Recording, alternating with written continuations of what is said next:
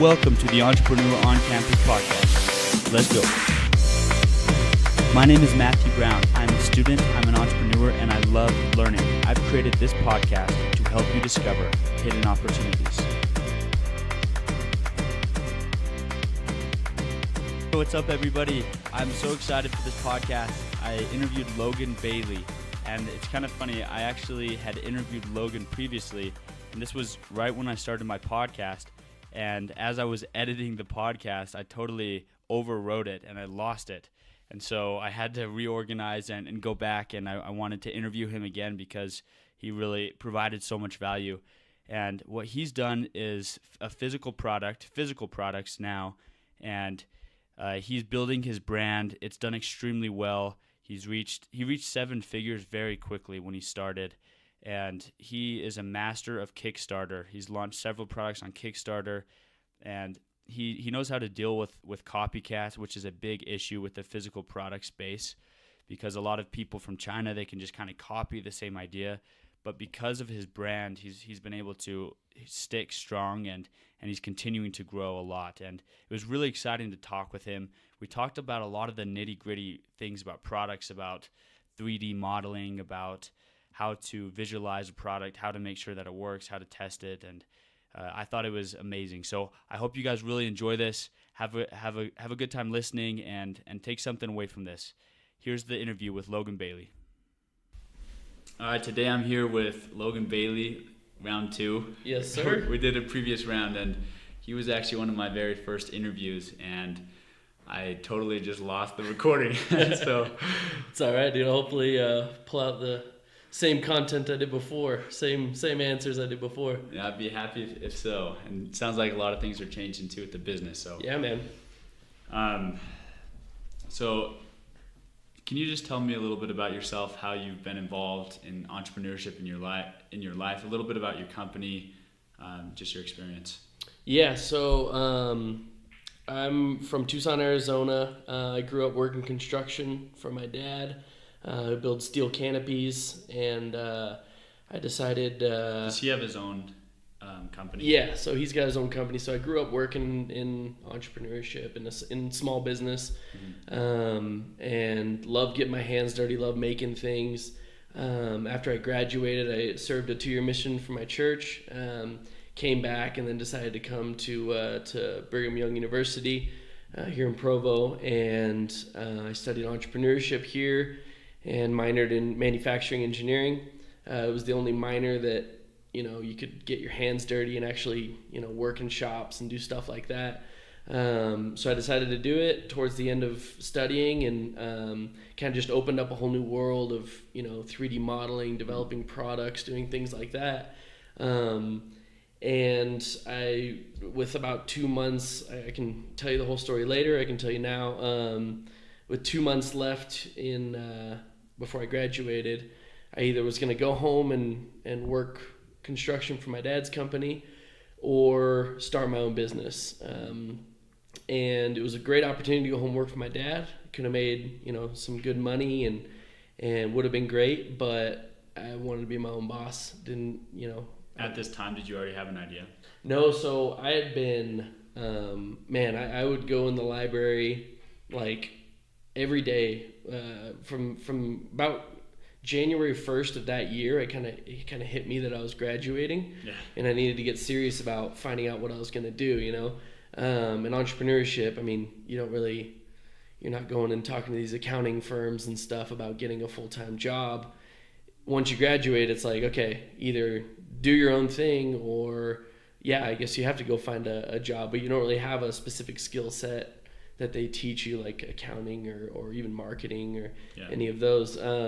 So from January 1st, I was in the library almost every day reading magazines, like Entrepreneur magazines and Inc. magazine, reading books on different topics, and I would kind of jot down every industry that I read about, and kind of just getting a super broad idea of like what's out there, what can I make money in, what would I enjoy doing, and I had the idea while I was sitting in the library to make a MacBook charger winder.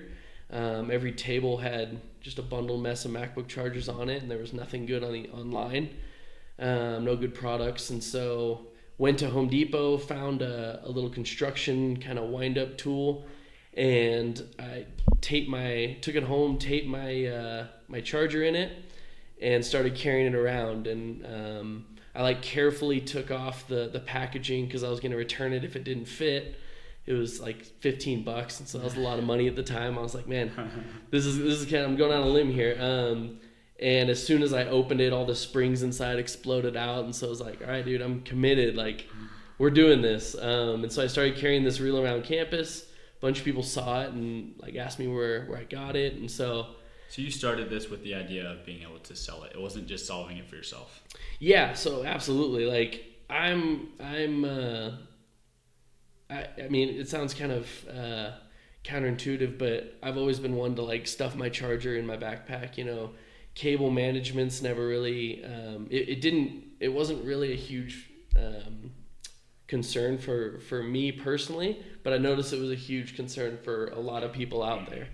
And so since then I've become much more aware of being organized and being clean, and actually my whole life has changed on that aspect. So that's cool. But at the point, it wasn't my biggest pain point, but I realized that everyone else had the pain point. Do you feel like the broad exposure, reading a bunch of different magazines and everything, do you feel like that helped you kind of discover this idea? How was that helpful to you?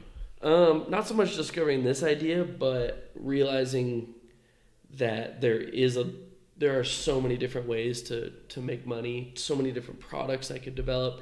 It also helped me realize how many industries I don't want to work in, because I was writing things down in a bunch of different subcategories within the oil industry or in finance and stuff, and I just kind of realized man, I don't think I would be passionate about any of those things. And so it really just helped me see what was out in the world, and I love making things. And so starting a product company, it just kind of shouted out to me, and it was just a perfect venue for me. So especially with your manufacturing background, right? Yeah, exactly. It definitely helped know that that there's a lot of people around me that have done it before, and so it's not that difficult to. I mean, it is difficult, but it's pretty simple getting something manufactured, and it just takes time and effort. And so now we have, I started that company. We launched a really successful Kickstarter, and now we're about to launch, I think we're going to have 9 products here in the next about 4 months. They should all be finalized. Currently you have how many? Currently 2 on the market. So you'll be releasing a lot of products. Yeah, so we just started molds for the other 7 just recently. And they're in production right now, and they all kind of. If you're starting molds. So basically, once you have the design down, graphically, you've. Yeah, so 3D models of it. So I've been working for the past 5 months with one of my buddies who was working for me, who's an industrial designer, on developing all these new products. And so we went through 40, 50 iterations on all these different products for. What we focused on we basically wanted to cover cable management for every Apple charger that exists currently. And so we started basically from ground zero, looking at what's online, what solutions are in the market right now, and then it's kind of just grown from there. When you say 40 iterations, is that for the same product, or is that going through different products? Yeah, so basically it's for each product. So some were more than others. A couple of the products we're about to launch, it took 5 to 10 iterations, but a couple of them. And what's the goal? How do you know if you want to keep iterating or if you've reached what you want? Basically, does it work well? Is it simple, and does it look sexy? Those are kind of what we're focusing on, and not so much sexy, but rugged. It's. Our kind of motto at Fuse is tools for tech, and so we're very we want to become a tool company for all your tech accessories, and so all of our products are kind of surrounded by it's very utilitarian. It's very Does this product have utility? Does it work really well? And then once we nail that down, we start kind of shaping it and making it look aesthetically pleasing, especially since we're working with Apple users. So that's kind of been the requirements for those. And so these iterations are basically, does it work well? Yes. Okay, we need to change that, or add, half or a millimeter here, or make this hole bigger, things like that. And so it's taken our Kickstarter that we just launched. That one took, I think, 6 months of development, and 40. We've got a whole bag full of tons of iterations, prototypes, stuff like that. Okay, and you did that on a 3D printer? So we have 2 different kinds of 3D printers. You own them? Yeah. And then I do most of the 3D modeling right now. Actually, all the 3D modeling right now, and then I kind of give it off to my designer to, he'll start sketching, and he'll come to me with, 15 different tweaks, 15 different ideas for how it could look or how it could function, and then we kind of play off that, and I'll go actually make it, and then we'll test it and go from there. So when you started, $15 was a lot. Was there a 3D printer at the college that you were at? Is that how you were able to get that into production, or how did you get that product from the idea in your head to a physical product that you could go out and sell? Yeah, so there were 3D printers. Our first product, the Sidewinder, it had it was multiple pieces. So the final version has 4 different pieces that all clip together and work. And it takes a while to 3D print something that's even 6 inches by 5 inches wide. And so I went to the library to use a 3D printer, but it was backed up for a couple days, and it would have taken forever, and I didn't know anything about 3D printing. Most colleges have 3D printers. Yeah, they do. At least that I know of. Yeah. I know University of Utah, BYU, UVU has some. It's a good resource. Yeah, but I kind of wanted to go a lot faster. I needed to go a lot faster. Yeah. And so I bought just a cheap $250 printer on Amazon, which anyone can do. And it took me a couple weeks to kind of figure out the settings and how to 3D print. Watched a lot of YouTube videos, and man, we just started going ham, printing constantly, nonstop. And you feel like the manufacturing experience that you had helped with all that design and figuring out 3D printing and everything? Yeah. Because I haven't been a super artistic person in the past. For example, I'm not a great artist at drawing, sketching, and that might be more of a struggle for me than it was for you, right? So the manufacturing side, the Miner, it focuses very heavily on streamlining processes and stuff. How do you streamline a manufacturing line? Which wasn't super helpful for me, but I took. They require you to take the more hands-on, the machine classes, the CAD class, the 3D modeling class, which is probably the most beneficial class I took at my university, because I use it every single day in 3D modeling. It just got me into that world. So yeah, it was definitely that was everything. Figuring out, learning how to do that so I could do it on my own and kind of learn it on my own was crucial. So you start. Who was your first sell? What was your first sell like? So, man, I think I sold it to one of my buddies for $10. I was like, it's not real validation unless you actually sell it. And then he handed me $10, and it's kind of laughed, and he's like, all right, I'm the first one. And that was a nice feeling, but it's still your buddy, so it's not really validation. But I did bunch of business model competitions, and before selling. Yeah. And that went really well. I didn't win. I didn't win any money or anything, but it was just good exposure and kind of learning. It forced me to do a bunch of modeling, planning, kind of streamlining my business, things I wouldn't have done otherwise if I didn't do the competitions. And after a summer of developing this product, living on savings, just kind of grinding every day, we launched our Kickstarter, and in the first 3 days we did $4,000 or $5,000. Those are some sleepless nights, but so still you hadn't sold anything before doing Kickstarter? No. So we had collected. So how did you know that people wanted your product, or did you not at this point? So nowadays I do a little more actual product testing. Like I'll actually pre-sell the item to people before I begin manufacturing, right? So you do that by creating a landing page and you can do it that way, or you can even just directly email your customers, your previous customers, and be like, hey, we're developing this product.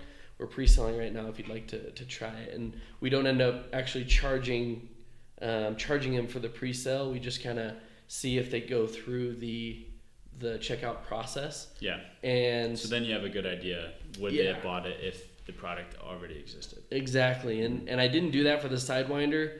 I think it was more just everyone's eyes lit up when I showed them, and they were like, I totally want this. Thing's amazing, and there's nothing on the market.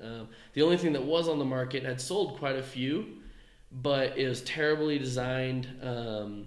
It was just bad. It was just a really poorly designed product. And so it was like, okay, people want that. I can read their negative reviews on Amazon. I can fix that. And so, yeah, like I said, I mean, there's sleepless nights when we launched the Kickstarter, and I still didn't know if it was going to succeed. But we ended up raising $300,000 on the Kickstarter in the 30 days. And the reception since then has been awesome. People just love it. So, have you used other platforms besides Kickstarter, crowdfunding platforms? Yeah, so I use Indiegogo, In Demand, which is directly after your Kickstarter campaign. You launch an in-demand campaign, which allows you to keep pre-selling. In-demand is part of Indiegogo? Yeah, okay. Indiegogo in-demand. It's basically post crowdfunding campaign. It doesn't have a timeline. There's not a goal you have to set. And so it's basically, okay, this product was funded on Kickstarter or on Indiegogo. Now, while you're manufacturing it, you can continue to pre-sell. Gotcha. Without, the pressure of timeline, goal. Yeah, okay. Exactly. If you don't reach your goal for a Kickstarter, what does that mean? So you just don't get the money. Okay. Who sets the goal? Do you set the goal? You set the goal. So basically, what I tell every person I mentor or kind of speak with that wants to launch a Kickstarter is set your goal the lowest you possibly can to still get the product out to those customers that backed you. So if your goal is 10,000 and you raise 10,001, you better be able to get the product out to those people. Gotcha. I mean, obviously your internal goal is 1 million, but you want to set your goal as low as possible so that way you can achieve it and get their money and then, actually get the product. As low as possible, but getting it to them. Yeah, exactly. Okay, so how did you feel like you succeeded with Kickstarter? Because obviously you have to have a product that can sell. Besides that, what did you do to have such a big success? So yeah, that's actually, I've spoken and worked with quite a lot of people who have done Kickstarters. The product is number one, honestly. Like, it needs to be sellable. There's a lot of products that are just like, they're not original ideas, or they're just not really a pain point, or it's just poorly executed. And if you can't sell it, just because you're launching a Kickstarter and you make a pretty page, doesn't mean that you're going to be able to sell it. And so that's kind of the misconception a lot of people have, is I'm just going to throw up a Kickstarter and then I'll fund it and make all this money. There's a ton of work that goes into Kickstarters, and I mean, the base is having a good product. After that, you really have to build out high quality content, so nice images. Kickstarter is definitely changing than it was 5 years ago. You could just have a really kind of crappy page, a really short video you took on your cell phone, but it's a cool idea, so people will back you. Nowadays, that doesn't work as much. People expect you to have, professional images, a really nice video, and they have to trust that you can manufacture the product, which is difficult for a lot of people. Kickstarter's losing a lot of its. A lot of people don't trust Kickstarter nowadays, just because so many campaigns have funded, and then they don't end up delivering the product, and so kind of loses its validity there. So it's once you have those, you have a good video. It really comes down to driving traffic to your page. You have to spend money on ads, running Facebook ads, Instagram ads, Google ads, or else you just won't get funded. You can't hope that Kickstarter drives all the traffic to your page. You have to dump money into spending ads or buying ads and driving traffic to your page. Gotcha. You're going to release 7 more products in the next several months. Are you planning on doing Kickstarters for those? No, so these next products are the Kickstarter we just launched was a pretty low priced item. It was like $15. It was actually like $12, and that was difficult to first off raise a lot of. We had 3,000 backers, but which is awesome, but it doesn't equate to a lot of money because the price point's so low. Yeah. So it's a lot more difficult to run ads and do that. And run a Kickstarter because it is such a low price. Driving the traffic costs just as much as it does for a higher priced item. Exactly. Yeah. So you'll see a lot of these Kickstarter campaigns that have $100 item. They've got 1,000 backers, but that's, they just raised $100,000.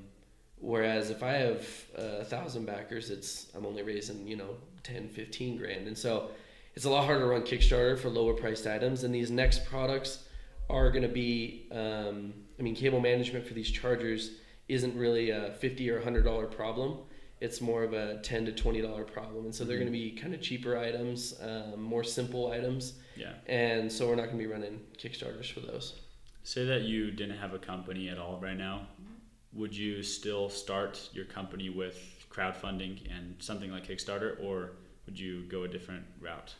Where I was at, absolutely. It was kind of it wasn't the only route. I guess I could have raised money or gotten a loan or something like that. But you needed that to be able to go and manufacture it. Yeah. You need capital to start it, especially with a plastic product like mine, because molds do cost a lot up front. A lot of people start, soft goods companies where it's a leather wallet or a t-shirt company, something like that, which is much cheaper up front to start.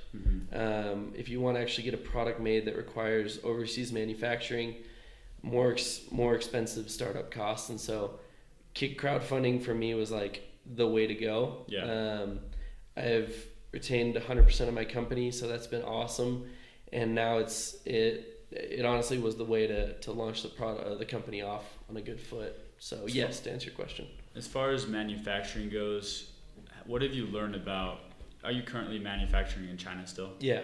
So what have you learned about vetting manufacturers and kind of figuring out the best system with that? And maybe you don't have the best system, but what have you learned at least? Yeah, and we're actually in that right now, finding more manufacturers. Because you've exceeded volume? No, not so much that, just kind of different products. Gotcha. I started my first product with a sourcing company, and it was an amazing experience. There are some American guys that live overseas, and they speak Chinese. I don't speak Chinese. They've got a lot of experience working with factories, which I don't have. And I really wanted my first product to have high quality, get out on time, and really not have any surprises. Start creating a good brand. Yeah, exactly. And so I hired a sourcing company, which costs a lot more. But did they charge by percentage of sales? Or? Yeah, so they take a percent margin, a markup on what the factory's charging you. And so I could have gone to the factory and cut them out and gotten an extra. Can you give me a range of how much approximately sourcing companies charge? You use, what I've heard is if you use like an American factory, for example, a lot of times it's 20 to 30% markup on top of your product. There's probably some that are a little cheaper, and definitely some that are the sourcing companies will take that much. Yeah. Okay. And so that's kind of what you can expect to pay, and it hurts in the long run because you put in an order for 30,000 units and you're paying an extra $3 a unit. That's a lot of money that you're losing. But working direct with the manufacturer is very, very difficult, and trusting them. One thing for my product, it was an original product. So I designed it, I made it. There weren't any products like it on the market. Mm-hmm. So I wanted to really find a good factory that I could trust and not just throw out my 3D models to 50 different factories for them to quote, and then they can go make it on their own. So the sourcing company was able to do that for you, find a really good manufacturer. Yeah. Can you stick with that manufacturer and eventually cut out the sourcing company, or is that like, do you sign a paper saying that you won't do that? So you sign an exclusivity clause, like you'll stick with them, and this is just from my personal experience. I don't know for everyone, but it's pretty typical that you'll sign like a year or 2 years. You have to keep working with us because they're putting a lot of work on the back end that you don't see. Yeah. And they don't want you to, okay, we just developed your entire product in one order. Now you're bouncing and you're going to go find your own factory after they did all this work. And so for us, it was, we were with them for a year. But it's totally, we're still working with them because you're still working with the sourcing company. Yeah. For a couple of our products, the more complex products, I like going with them because it's a lot easier to work direct or with the manufacturer if you have someone in the middle that speaks both languages. And again, this is just what I did. Like, you can go on Alibaba and find factories and get them manufactured, but for a custom product like mine that required a lot of testing and tweaking, it was worth it for me to pay it's like the extra quality control, basically. Yeah. And so if it lasts for a year, the exclusivity contract, at the end of the year, can you still use that same manufacturer and just not pay the sourcing company, or do you have to completely change and go find your own manufacturer? So most sourcing companies will say, like, you sign something saying you won't go around them and start using the factories. And yeah, that's the case. You want to just be careful with that because you're going to burn bridges. Yeah. And, they found them. They use them probably for other products as well, so they're going to continue using them. So you definitely sign things that say, I'm not going to go around and just cut you guys out of the loop. Sometime down the road, even if it's 5 years down the road. Yeah, well, at that point, if you want to leave the sourcing company, most of the time, and this is another thing I would make sure is when you pay for your molds, you make sure you own your molds, because after a year, I can take my molds and go to a different injection mold factory. Okay. I don't have to pay the 15 or 20 grand for the molds because I own them, and now I just cut out the sourcing company.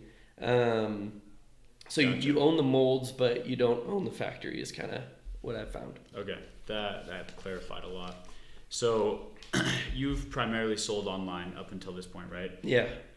What is that like? Has it been driven through ads, through Amazon? What have you been doing? Yeah, so Amazon's just a beast. There's no like couple 100 million users, organic traffic. Yeah, if you're at the top, right? Yeah, I've been telling people recently, like, man, I don't care if Jeff Bezos is making all this money. Like, if he keeps driving this organic traffic, man, I'll give him business all day. It is difficult to work with them. They're definitely not supplier friendly. They're customer friendly, but suppliers they don't give a crap about. It's very difficult to work with them. But yeah, like I said, like you said, the organic traffic is just unreal. You'll put it up there. If it's a good product, you're getting good reviews. You're getting sales without having to really spend a whole lot on ads. My website, I do Facebook. You do Amazon ads as well? Yeah, you do Amazon ads, and those convert well as well. Yeah. But my website, I do all Facebook, Instagram ads. I've tried Pinterest, Snapchat, Google for my product doesn't work very well because it's more original. Not a lot of people are searching for that exact thing. Yeah. But Facebook and Instagram are by far the best way to advertise and drive traffic to your website. Have you tried some influencer marketing as well? Yeah, so I've done that. Again, it's a little more difficult for my product because it's a cheaper product. And influencers are extremely expensive nowadays. You'll get someone who has 10,000 followers and they're like, yeah, a post is $700. You're like, yeah, it's not going to work. Really, you want to be looking for the 50,000 or 100,000 followers, and at that point, it gets expensive, and so it really has to be worth it. So we've done a few of them. They're pretty good. For our product, we found it's just not the best route to go. But for a lot of products, I know it is. Cool. So has Amazon been the main source of your revenue? Amazon, the website, it's been 50-50. It's starting to grow. Amazon's starting to kind of take over there. But yeah, Amazon, other than that, we've done a few things with like Touch of Modern or the Grommet, different companies online, different websites. What are those? Just briefly. So Touch of Modern is basically they just have an email list they have a customer list of 20 million people or whatever. You have to become a member on their website, and then once you land there, they just have a really cool collection of unique stuff, and they sell it at a discount from anywhere else you can buy it online. And they just have a huge customer base, so they have tons of traffic. They're driving to their page, and so those have been really helpful. But again, they take a margin, and so it is difficult to do that and rationalize. If you're selling well elsewhere, it's hard to rationalize selling at a big cut when you could just be selling for more full price elsewhere. Yeah, right. Yeah. And so you're interested now in switching over to incorporate more retail. Have you been trying to do that previously too, or is that more of a recent? Yes. So it's been difficult because we met with Walmart at the end of last year, and that went really well. The problem was they don't sell MacBooks, and so it's hard for them to justify putting a product on the wall for a product they don't even sell. Yeah. An accessory for a product they don't even sell. But it's also difficult if you just have one product to get into retailers. They want to see multiple products. They want to see a lot of success. Mm-hmm. And the fact that our first product it's kind of a larger footprint. So you're hanging on the wall. It's 7 inches by 7 inches by 2 inches, and it's a $30 product. It's a little more difficult to justify that because their wall space is very slim. And the fact that my first product does appeal to a very niche market. Yeah. You have to have a MacBook. You have to have a certain, year of MacBook, and you have to actually want a cable manager for your charger. So it's a very niche market. But all our new products, we're working into retailers right now and trying to get them moving. Cool. And so your biggest issues have been, so you just said some of them. What are some of the other issues that people would confront, or that you've confronted as well, trying to get into retail? Retail, what I said there also, it is a process. It takes, they're planning a year ahead of their lineups. And so... Do you have a specific season that you can go and pitch it to whoever's in charge, or... I'm probably not the best person to ask for like retail questions. Yeah. As far as season goes, not that I know of. You can go any time, but they stopped looking for products for Q4, 9 months earlier, a year earlier. Mm-hmm. And so you're pitching your products for 2020, end of 2020, and it's like, wow, that's hard for a startup to project out that far. Yeah.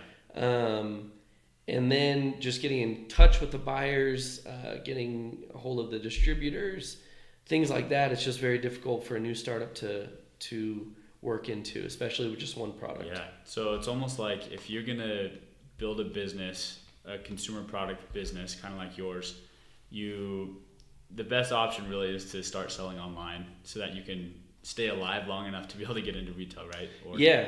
Online's the way to go. If you have an in with a retailer, or some reps, or some buyers, more power to you. Like, go get into retail, it's great. But online is the margins are way better, and to launch a product is definitely the best route, I think. Yeah, I just read an article, and it said that this past year, 2018, there were over $100 billion of sales online. And it grew at like a 24% rate or something. And the world is becoming more and more digital. Yeah. Right? So that was from Wall Street Journal. So, there's a lot of opportunity online as well. Yeah, absolutely. And it kind of just comes down to testing a bunch of different things. Like I said, I did the Touch of Modern. I've done affiliate websites, stuff like that. But I'm still learning, the best route to go. Where's the best way to sell the product, best channels and stuff. Yeah. And then is this a product that you plan on being, or a company that you plan on being with for a long time? Do you plan on exiting with this company?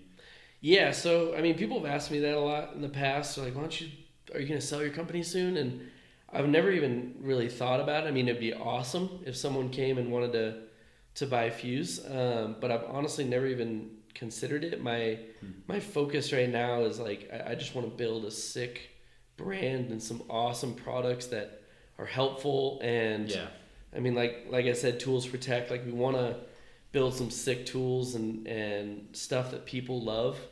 And I mean, I love doing this, and so if I were to sell Fuse, it would be, okay, let's start another product company. And so I have no desire to really... And you're already starting like so many different companies within the company with different products, right? So yeah, and it's, I mean, I love my job. I get to come up with cool ideas, work with people on designing new cool products and how to make things better. And so, I mean, it's always in the back of my mind, like, let's get acquired. Let's make this $100 million company, but that's definitely not my focus. It's just launching cool things and building a really cool brand. Yeah, cool. So one of the last questions I'll ask you is, what are the biggest issues and the best things about the consumer electronics space? Good question. So the pros and cons of consumer electronics space. Getting into them, you mean, like as a product developer? So as a company, that sells consumer electronics to the market, right? To that market, what's been a positive thing about it and what's been a negative thing? So the positive is everyone has electronics, and for us building accessories, making accessories, there's always going to be there's always going to be products there's a huge out market, there. Right? Yeah, exactly. Everyone is your target if you build a good product. Right. And it's nice. It's fun that it's very, with the tech we have today for 3D modeling, for 3D printing, it's a very it's a fun space to be in because things are changing so quickly. New chargers are coming out, new products. Apple just launched a new iPad, and we've been working on some products for the new iPad, and so it's just very quick and changing, which I love. Yeah. Just paying attention to these big dogs, right? Like Amazon and Apple, and then you could see like, oh, there's an issue with that. If I could fix something here, I can make a lot of money, right? Yeah, and there's so much opportunity in the product industry for innovation. I mean, I'm blown away by how many billion-dollar companies are not innovating, and not even billion-dollar companies, but just like larger companies that are building accessories. There's so much innovation that you could do and so many cool things that you could do to make those accessories better. So yeah, it's just kind of a ever-changing market. It's a lot of opportunities opening up. And then I'd say the biggest con for the consumer electronics is definitely, for us, it's been one, knockoffs. So it's been difficult. Amazon doesn't regulate patents at all. They regulate trademarks, but not patents. And so if you design a cool product that's original and it sells well, you're going to get knocked off. It's a no-brainer. Like, it's going to happen. And there's nothing you can really do about it. Like, we have patents for all of our products, but you need millions of dollars to defend those patents. And so it's getting more and more difficult with foreign countries being able to sell directly to consumers in the United States the same as I can do on Amazon. And so really our play is going to be quality, branding, and just continually coming out with new innovative products. That's the only way you can kind of beat the knockoffs and the outsiders, is just continually innovating and coming out with cool stuff. What about things like on Shopify? So Amazon doesn't really regulate patents, right? Mm-hmm. But what about if people are just selling them through their own websites? Is that very well regulated? Do you know? So you can reach out to them directly if you can find their contact information. But kind of threaten them. But yeah, cease and desist. You can visit them if they're in the U.S. You can, if you actually file a lawsuit against them, it's expensive. The attorney fees are expensive, and so they have to be doing some serious quantity just to make it worth going after them. Yeah. But it's difficult to litigate against knockoffs. And if they're doing it on their own website, I mean, yeah, there's not a whole lot you can do. Branding, it kind of comes down to branding and being the better marketer, being the faster person to retail or these different channels. So awesome. That kind of answers your question. That totally answers the question, and it really explains the importance of branding and building your own reputation, because it's a no-brainer if you go onto Amazon and there's a product that has 2,000 reviews and the other one has 10, right? Mm-hmm. It's just like, okay, which one do I want? Similar price, maybe it's a little bit more expensive, but it's quality. Yeah, absolutely. And I mean, even that, like we have a knockoff right now that came out right after our Kickstarter, almost identical, and they're posting a lot of fake 5-star reviews on their page, and it's like, how do you fight that? There's nothing you can do about it. And so it's just, all right, what's the next product? Let's get it out. Let's innovate. Let's make some cool stuff. So it's tough. Yeah. But it's awesome. I love it. Well, hopefully in the future there will be a lot of companies that can help vet and distinguish between what's legit and what's not. That would be useful. If you can start that, then dude, all day, please. I'll pay you all day to get those off. But there's a business idea for anyone listening. Yeah, do it. Work with Amazon. Work with everyone, and get those knockoffs taken off. But yeah, man, it's awesome. Sweet, awesome. Well, thank you so much for the interview. Appreciate it. Yeah, dude. No worries. All right, everybody. If you enjoyed that podcast with Logan Bailey, please go ahead and share it with your friends. Subscribe, download more episodes. I hope that this thing can really grow. I'm really excited.